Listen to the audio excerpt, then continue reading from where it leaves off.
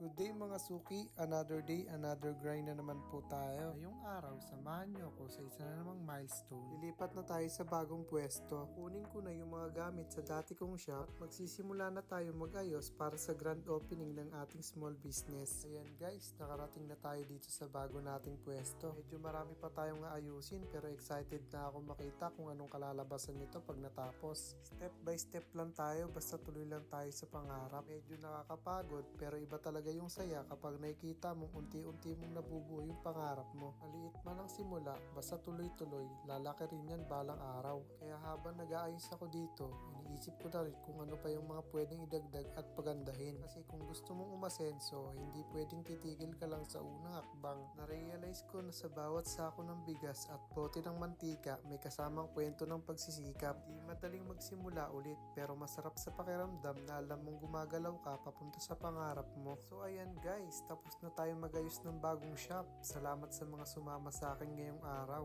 Huwag kalimutang i-like, share at suportahan ang ating munting negosyo. Bye!